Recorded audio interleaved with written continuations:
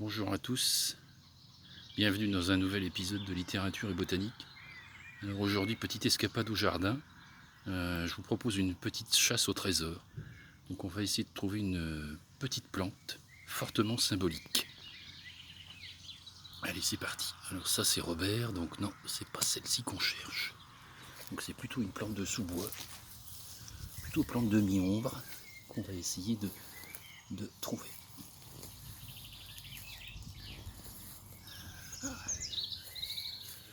Petite sauge de Jérusalem, c'est pas ça qu'on cherche.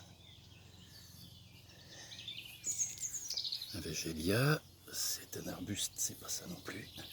Nous, c'est une petite herbacée vivace des sous-bois qu'on cherche, qui pousse dans l'hémisphère nord. Hop. Ça, c'est une petite encolie en fleurs, c'est pas ça. Et là, voilà ma rhubarbe de Chine que je vous avais présentée l'autre jour. Vous voyez, je vous ai pas menti. Belle feuille découpée, magnifique. Allez, on continue notre recherche.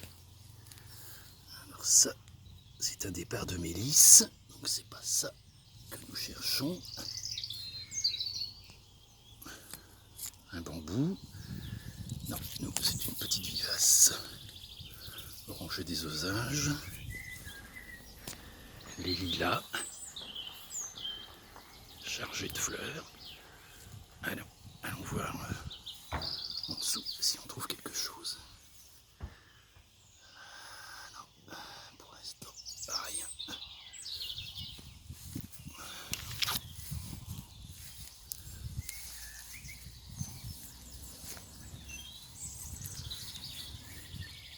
Une spirée.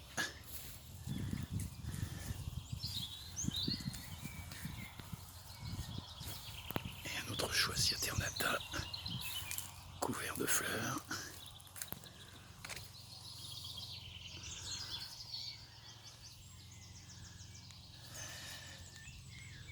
Un petit fenouil qui démarre. Peut-être par ici on pourrait trouver ce qu'on cherche. C'est typiquement le milieu dans lequel on pourrait trouver. Ah oui, je la vois.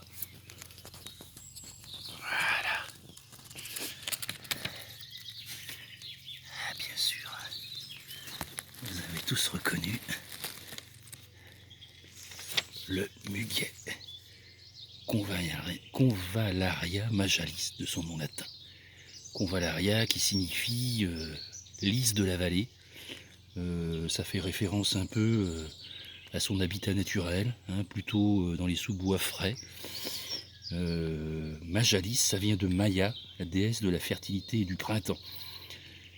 Voilà, donc comme je l'ai dit tout à l'heure, donc plante vivace des sous-bois de l'hémisphère nord tempéré, de l'Asie, Amérique et de l'Europe. Son système de multiplication, c'est surtout par son rhizome très... Ah, il y en a un autre petit ici, là. Donc c'est par multiplication végétative. Donc la plante colonise la zone où elle s'installe petit à petit. Donc par son système de rhizome traçant. On parle de griffes un peu comme pour les asperges. Voilà, et donc c'est une plante... alors ces petites fleurs donnent des fruits rouges. Voilà, attention, cette belle élégante est très toxique. Hein, donc il faut être très prudent dans son usage. Les graines donc sont dispersées par les oiseaux qui eux consomment les baies, les grives, les merles, et donc qui disséminent ensuite les semences. Voilà, son nom vernaculaire de muguet vient de musguet, qui dérive du musc ou la noix de muscade, parce que l'odeur de la fleur rappelle l'odeur de la noix de muscade. Voilà.